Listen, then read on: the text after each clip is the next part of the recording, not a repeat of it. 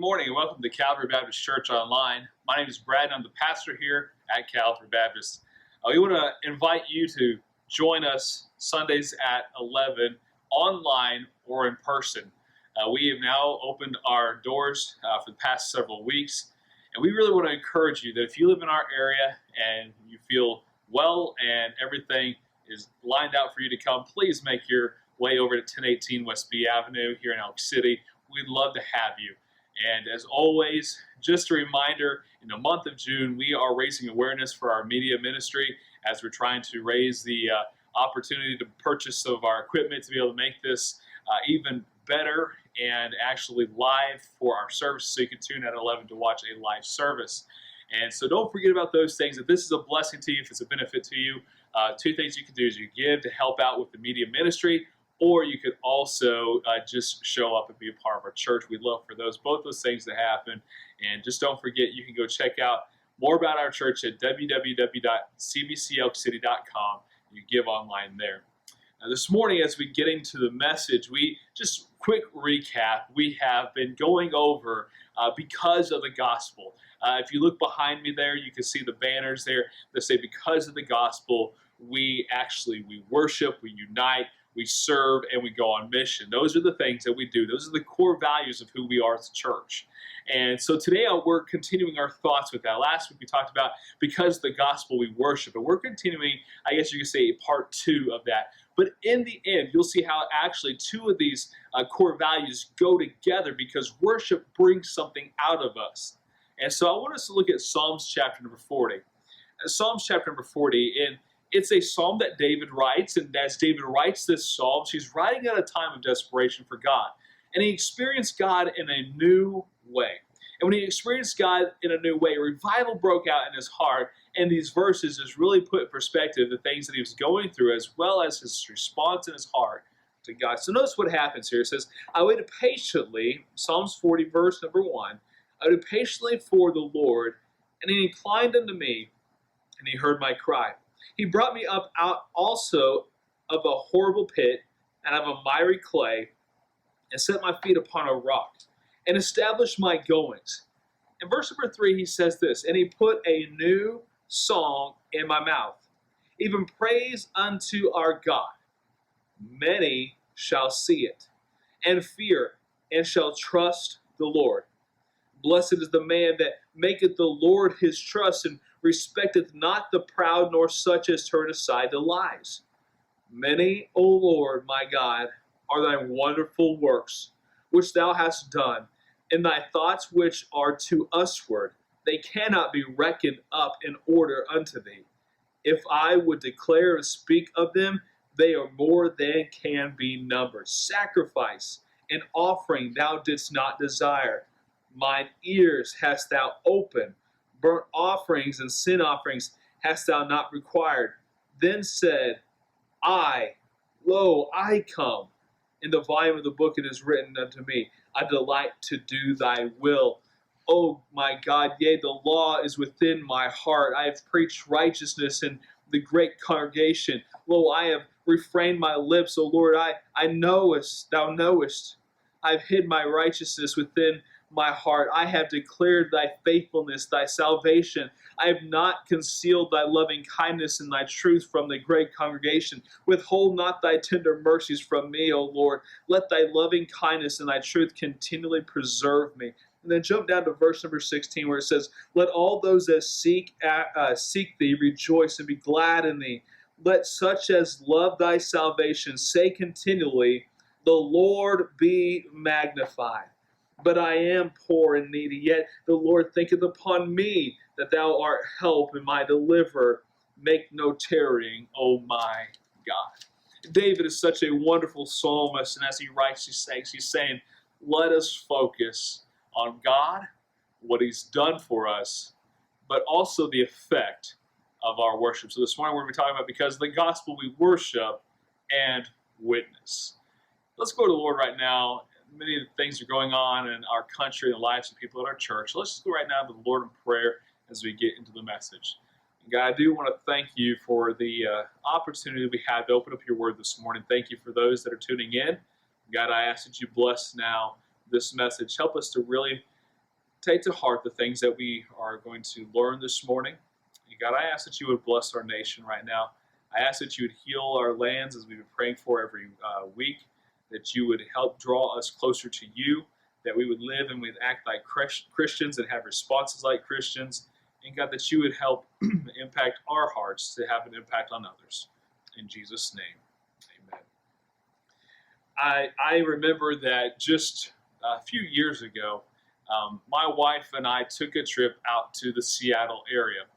And when we went out to Seattle, I found myself not particularly liking the actual downtown Seattle, the marketplace and all that. It just was a lot of craziness for me as a country boy. Now, what I did see off in the distance was a big snow-capped mountain called Mount Rainier. And I was told, if you have a chance, you've got to go get up close and personal with Mount Rainier. And I cannot remember how we found her, if somebody had told us, but at the moment in which I finally got in my head that after this wedding of my brother-in-law and my sister-in-law, we are going to go and we're going to take a look at Mount Rainier in Seattle, Washington. Beautiful area there. And we're going to go take a look at that mountain, just like someone said. It just kept calling. I felt like it was calling my name, Brad. You got to come check this out. You got to come check me out. And so what happened is I just said, Amy, let's go do that. And so we're driving, and we see this actual area where it takes you up a gondola, and it's up to this called Crystal Mountain. At the top, there's a restaurant, and there's chipmunks running around. But one of the best things is they have these hammock seats you could sit in. And as you sat there, you looked out over this great valley and just mountains, and right there, majestically, just right in front of you, was the snow-capped mountain of Mount Rainier. I was just sitting there, and I just remember how beautiful it was. And we sat out on this deck, and we ate our, it was like a $20 burger we split because it's supposedly the highest elevated restaurant. And so we were there and just enjoying that. And there was something about that experience that anytime I talk about Washington, I don't talk about going to the ball game. I don't talk about the downtown market. If you're going to Seattle, you've got to go to Crystal Mountain, go eat at the restaurant, and take a look at Mount Rainier. That is one of the things that it just drew me to it, and now I can't stop talking about it. And that right there really is what worship is like.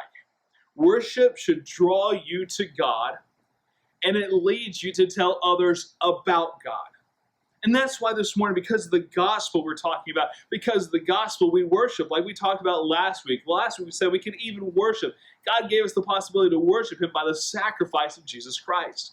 Now this week we're saying that because we are worshipers and our life's supposed to be meant to worship God, it leads others to see what is happening when we worship, and then for us to tell others after we worship.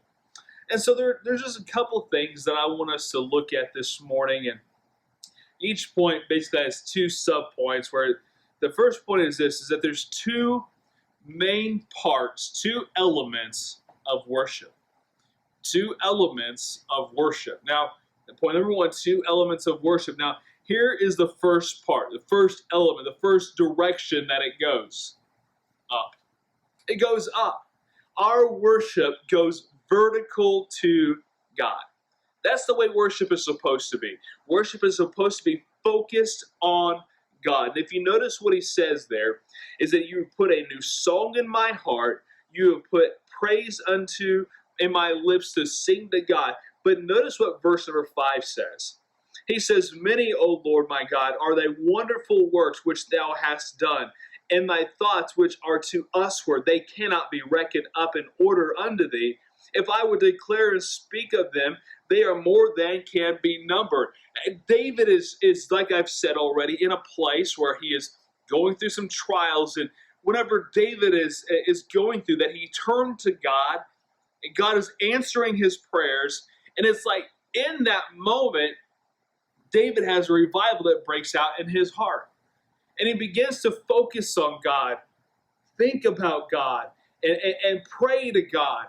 And I want you to just think about this. If you're having a hard time worshiping, let me ask you this. How's your prayer life?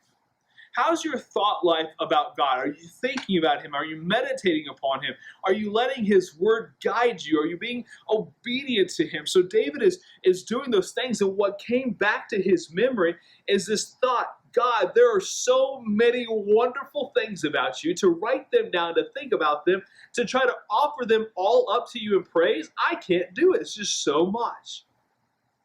And here's what he came to realize is that in the midst of his active feeling of worship, he says, you don't want the traditional just sacrifices. You don't want just the time of me going and making the burnt offerings. What you really want, look at what verse 7 says. Then said I, lo, I come.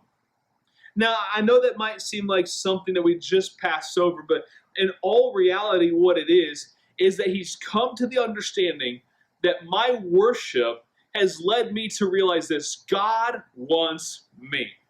Look, I can do all these great and wonderful acts at church. I can give to charities. I can give to the church. I can serve in a homeless shelter. I can serve in the church, in the nursery. I can serve, whatever. I can preach. I can do many different things that God wants us to do to be obedient. But listen, if He does not have us, He does not have you, our act of worship is meaningless to God. And so David understands, for me to worship God, He wants all of me. And He is worthy of it, because everything He's done for me is so beyond my understanding. My worship goes vertical. Folks, as you listen to that this morning, I want you to think about this.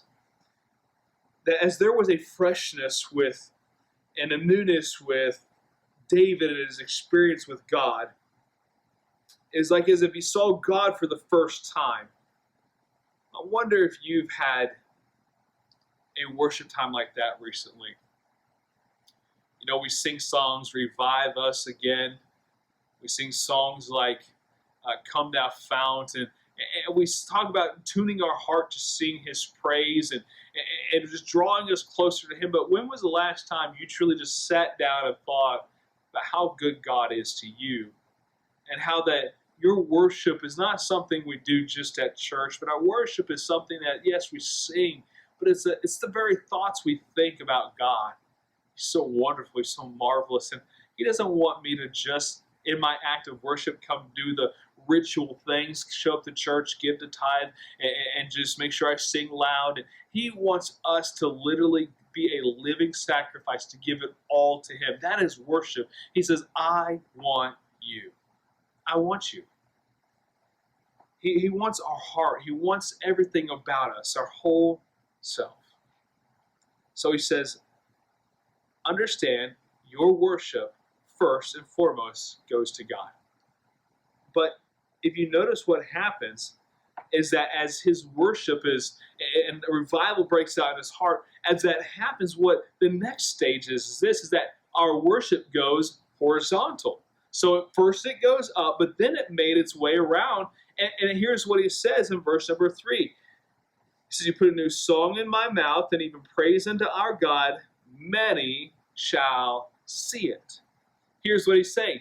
Many people will see in my life a worshipful heart, and it will draw them, it will change them, it'll have an impact on them when they see me worshiping God in everything I do. So notice what he said. He says they will see it and they will fear. So first of all is that our worship should be seen by others. Now, I believe firmly that we worship also when we spend time in private, in our time in prayer, in our time in reading the Word. But there's a lot of our life that is public. I want you to think about this. Public. Think about this idea of public. If you've ever noticed if you are on Facebook, there are settings that you can make your post public or private. Well, most of us, our Facebook posts go public for everybody to see, to where anybody can see it that are our friends or people who come to our Facebook pages. And I want you to think about this, is that there's an area of your life that is more public than private. So through social media, through your daily life out in public, through your family, everywhere you go, your life is supposed to be a life of worship to God. And if that is the case, which it should be, that my very life, the way I act, the way I respond, every part of my life is a response to what God has done in my life and my worship to Him, here's what happens. People are going to see that. So yes, even your Facebook should be asking yourself, is this post going to show my heart of worship to God? Is my next words out of my mouth going to show people an act of worship to God? Are the things that I'm thinking going to affect my worship to God? Is the conversation, the places I'm going, are all these things that are bringing any glory or any worship to God? And if it's not, then we have to ask ourselves, what are people seeing? Are they seeing the heart that's renewed and focused on God? Are they seeing a life that is pushed away from God? David is literally saying this. People are going to see what has happened to me, and they're going to know something's changing. They're going to know my heart of worship. They're going to have to come to reality. They're going to have to ignore it or make a decision about God. And so here's what he says. They will see it, and they will fear. They will fear. Well, what does that mean? They're going to have a new respect and reverence for God. It says that they will have that, but also this, it says they will then not only see and fear, but they will then trust the Lord. So notice what he's saying, that there will be people, because of my heart of worship, that will be drawn to God. So your worship goes first up to God, but the effects of it should have a broad impact on those around you, who see that worship is not something you just do on Sunday. It's an everyday thing. So we see that those are the two elements, the two things that happen in worship is upward and outward. Now, point number two, is that there are outcomes. There are two outcomes of our worship. Two outcomes of our worship. And I want you to notice this diagram that I'm going to put up here for you to see. Notice how the arrow is leading into worship. And then there is an arrow that leads away from worship. So here's what we see, is that the outcome of worship is that people will be drawn to Christ through our worship. People will be drawn to Christ through our worship. And the Bible even says that if you look at 1 Corinthians in chapter number 14, in 1 Corinthians 14, Paul is writing, and as he's writing here, he's telling them, he says, hey, I want you to realize this, that when people even come to your church, there should be something that's different. So 1 Corinthians chapter 14, verses 24 through 25, it says, but if all prophecy, and there come in one that believeth not, or one unlearned, he is convinced of all, he is judged of all. And thus are the secrets of his heart made manifest.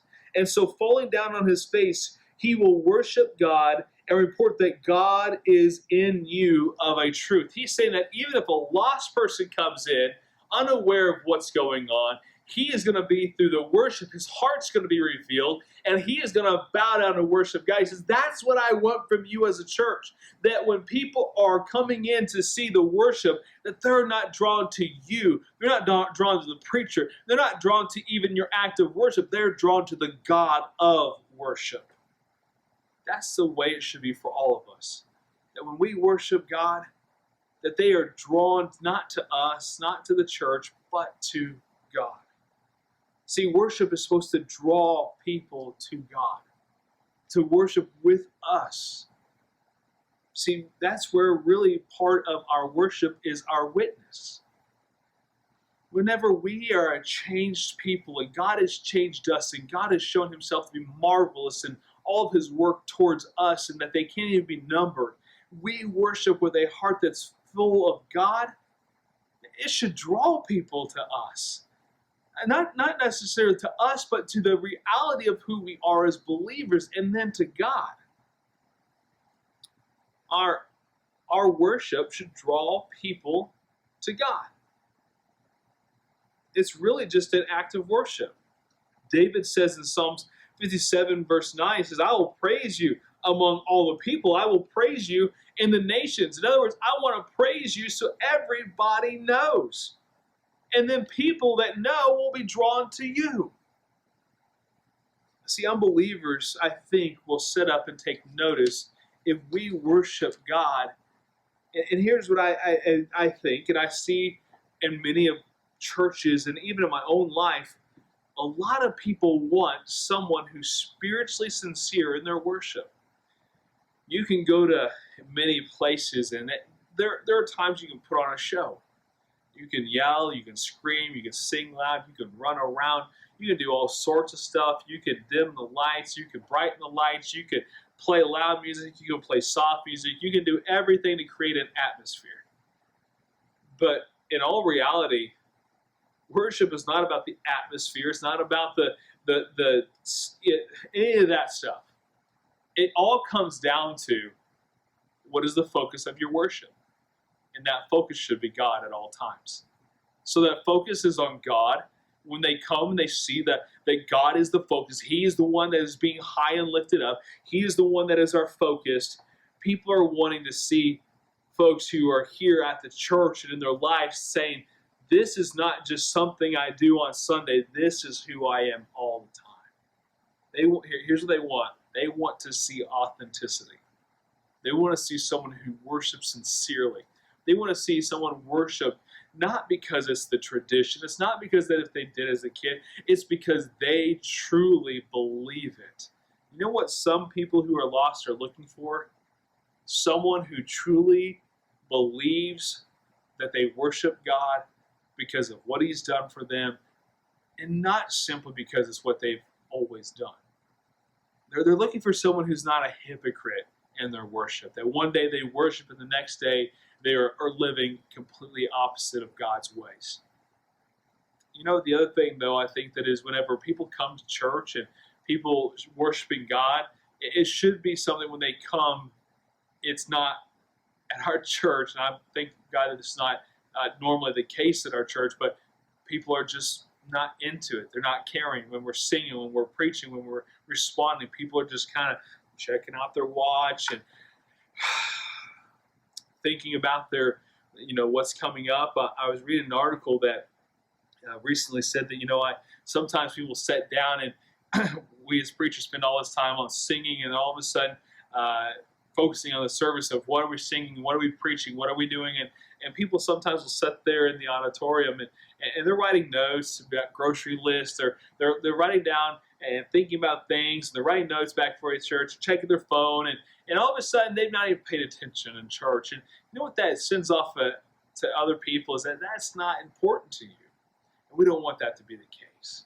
We want it to be the case that we look at worship as it affects those that are around us. And we want our focus to be on the gospel. And we worship God because of the gospel. And if it's so important to us, we want to make sure that people who are lost are drawn to the reality, the sincerity, and the message of God and the gospel, not because it's tradition, not because it's anything other than authentic.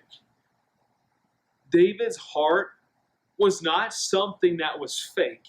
It was sincere and true because of everything that he has been experiencing. Now, we want to make sure we're passing this on to those that are in our families. What are we as moms and dads and maybe even just family, what are we doing to show people that this is not just something that we do, this is who we are. Worship is who we are. What are we doing to draw people to Christ right now in our life, those that we know that are lost, by the way we live and worship God on a daily basis? The second outcome of worship is this, is that spiritually saved people, those that are saved, are then sent out to share the gospel. And going back to our diagram, we saw that people are drawn to worship, but now notice this, that once we worship and we spend that time in worship and we have that experience of God with God, we are sent out on mission to tell people about Jesus, to share the gospel that's impacted us, that has led us to even worship. So notice what happens is that he says, many will come to know But if you even were to look at other scriptures found in the Bible, like Isaiah, Isaiah is a wonderful passage, chapter verse 6, about his meeting with God. He would say, "Lo, I am undone. You are high, you are lofty, you are the one that is holy."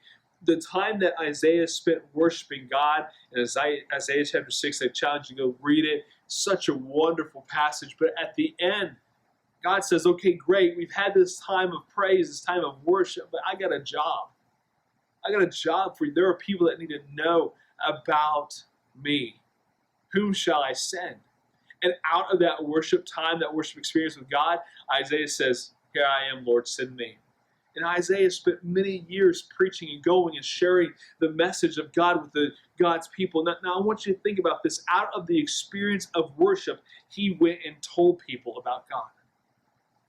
Matthew chapter 28, where we get the Great Commission.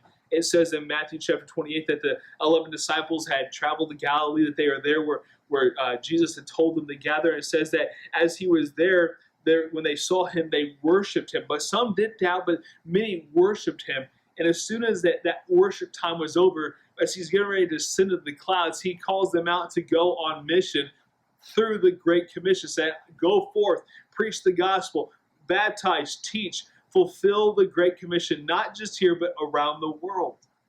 An act of worship is then led to sharing the gospel.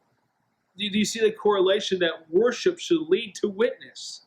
Worship should lead to mission. Once we worship God and our heart is tuned with him, it should be that it's an outflow of who we are. We share what God has done.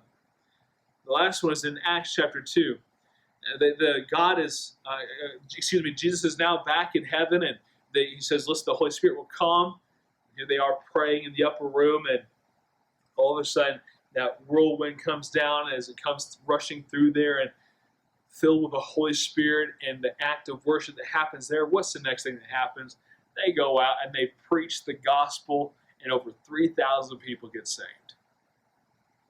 What a wonderful thought this is. That out of worship comes our witness.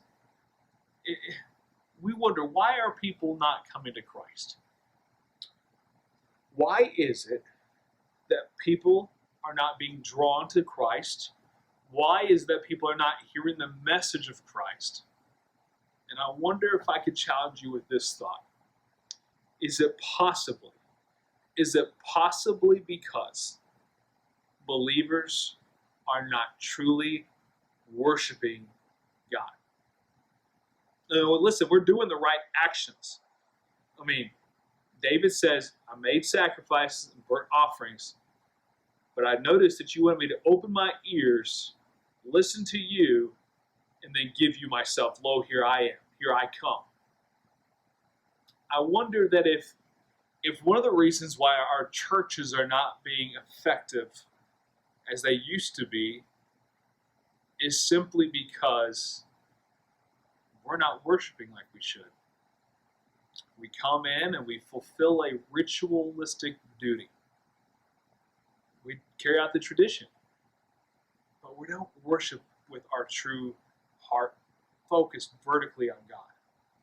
Understand that there's a horizontal effect, and that it should be drawing people to Christ, and that it should lead me to witness. But if there is an issue with any of this, I wonder if that issue comes back to our worship.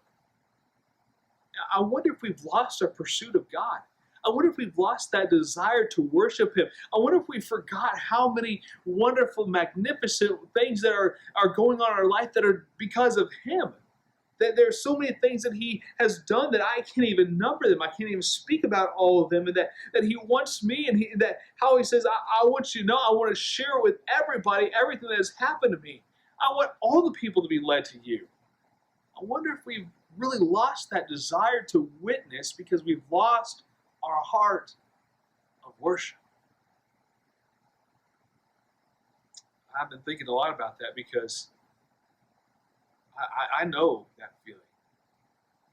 When I lose my heart of worship, I can lose my desire to witness. Listen, I fell in love. I fell in love with Mount Rainier. I don't worship it, but I'm telling you this, I tell people about it. that experience has led me to tell people about it. You got to go to Crystal Mountain. You got to go eat at the restaurant. You got to sit out on the balcony. You got to smell the fresh air. You've got to see all the gondola. It's wonderful. Go do it. It tells me, I just want to tell everybody. You know, there's other things in my life that I don't want to tell people about because I don't put value on it. I don't put value on mowing my yard. I mean, I don't go, wow, look at my yard, it's so amazing. It's like all the work that I put into it, look how good it looks. That doesn't have any value. It's something I have to do. So I don't like to just sit around and talk about it, go, hey, you need to go check out my yard. As a matter of fact, I'm not happy with everything in my yard. I'm not happy with the dead spots, or I'm not happy with some of those things. But you know, the reality is this, is that if I don't put any worth on it, I don't want to tell anyone about it. I gained some weight. I don't want to tell you anything about how well I'm doing in my fitness. No. Listen, I don't want to even pull that back because it shows you how much is actually there. No. Listen, when we place value and we're proud and we're happy and we're amazed by something, we talk about it. We got to ask ourselves, why don't we talk about what Christ has done for us? It must all go back to we have lost our awe and amazement and wonder at what God has done for us, which then affects our worship. Folks, I'm truly convinced in my heart the reason why we lack witness is because we lack worship.